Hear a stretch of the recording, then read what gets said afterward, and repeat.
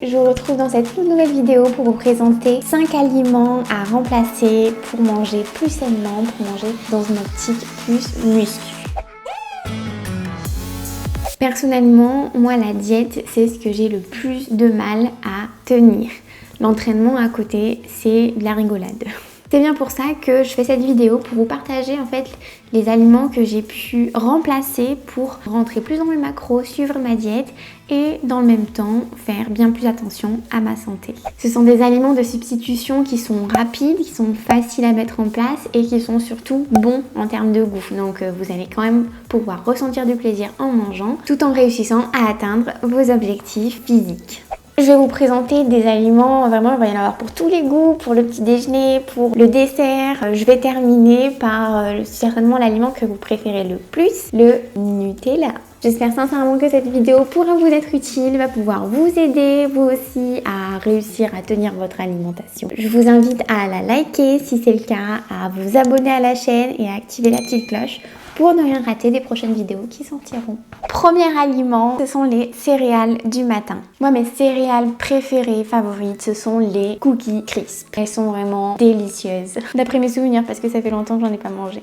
J'ai trouvé une version de céréales vraiment bien plus qualitative. Ce sont les Weetabix Mini Choco. Pour le comparatif, les cookies crisp sont composés de 63% de céréales, dont seulement la moitié des 63% complètes. En comparaison, les Weetabix sont constitués de 89% de blé complet. En plus de ça, dans les cookies crisp, il y a énormément de sucre, énormément d'additifs, alors qu'en comparaison, sur les Weetabix Mini Choco, il y a 12% de chocolat noir et il n'y a aucun additif. Ce qui est également intéressant de souligner, c'est que pour les cookies crisp, il y a seulement 6 grammes de fibres pour les 100 grammes, alors qu'ici, il y en a 10 grammes pour 100 grammes. Donc cette version, en bref, elle n'est pas parfaite. Le chocolat noir, je suis pas sûre que ce soit du chocolat noir 85%, par exemple. Mais c'est une alternative qui est bien plus intéressante en termes de composition pour la santé. Et en plus de ça, c'est très bon.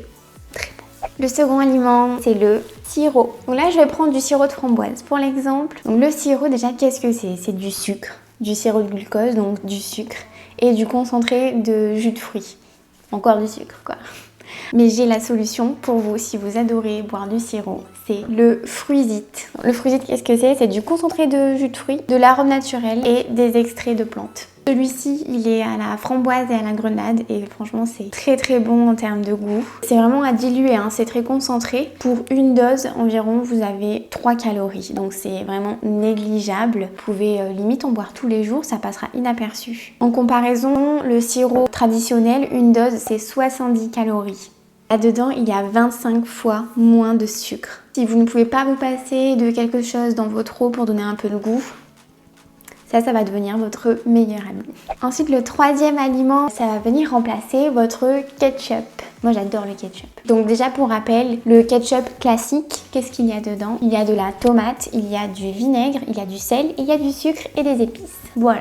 En soi, c'est pas catastrophique. Le seul point un peu négatif, c'est qu'il contient quand même pas mal de sucre. Pour une version classique, il y a environ 22 grammes pour 100 grammes de sucre. Mais j'ai trouvé une alternative vraiment que j'adore. C'est la version de ketchup sans sel et sans sucre.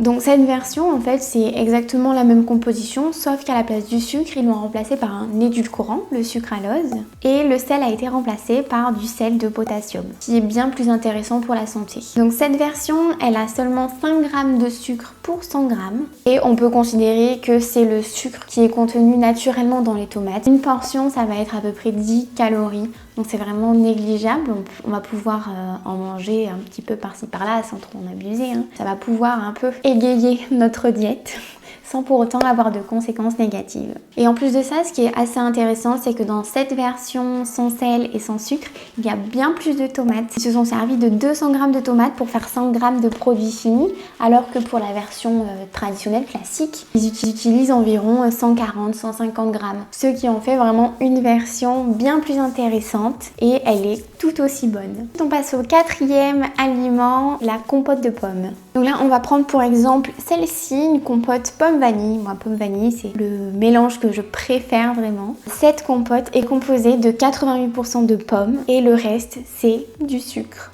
Alors que si vous prenez comme moi de la purée de fruits. Donc en gros, la purée de fruits, qu'est-ce que c'est? C'est exactement comme de la compote, sauf qu'il y a la mention sans sucre ajouté. Elle est extrêmement bonne. Et qu'est-ce qu'il y a dedans? Il y a de la purée de pommes, 99,97%, soit presque que ça. Ensuite, il y a de la vanille. Et c'est tout. Honnêtement, le sucre qu'il peut y avoir dans les compotes traditionnelles, c'est vraiment du sucre inutile parce que la pomme, c'est quelque chose qui est naturellement sucré. Vous n'avez pas besoin de rajouter du sucre derrière pour pouvoir l'apprécier. Et ça vous évitera de consommer des glucides et des calories pour rien. Et enfin, on termine avec le Nutella. Le Nutella, c'est vraiment une tuerie. On est d'accord. Par contre, au niveau de sa composition, il y a des trucs qui sont pas top quoi. C'est composé de sucre en premier, d'huile de palme, ensuite de noisettes, mais il n'y en a que 13%. Puis il y a du lait en poudre écrémé et enfin du cacao que 7%. Alors que si vous consommez ce que je vous propose, c'est-à-dire de la purée de noisettes, elle est composée de 100% de noisettes en fait. Ça va vous apporter des bons lipides, des bonnes vitamines et des bons minéraux. Alors qu'en comparaison, le Nutella contient de l'huile de palme qui est assez controversée pour la santé, mais aussi pour l'écologie. C'est un bon exemple parce que si on regarde seulement les calories au 100 grammes, le produit le plus calorique c'est la purée de noisettes. Donc il ne faut pas tout le temps se fier aux macros, mais il faut regarder un petit peu la composition des aliments. Et là, en regardant la composition, on va se diriger évidemment vers la purée de noisettes qui est bien plus naturelle, qui est bien plus saine et bonne pour la santé. Si vous n'avez jamais goûté la purée de noisettes, franchement ça vaut le coup, c'est super bon et on a tendance à en mettre beaucoup moins que le Nutella. On va mettre sur nos gaufres, sur nos crêpes, où vous voulez après. Je m'arrête là pour cette vidéo, mais j'ai plein d'autres aliments en tête que j'ai remplacés dans ma vie de tous les jours. Si ce format vous plaît, n'hésitez pas à me le dire en commentaire. Vous pouvez me retrouver sur Instagram pour me suivre au quotidien. Et je vous dis à la prochaine pour une autre vidéo. Salut!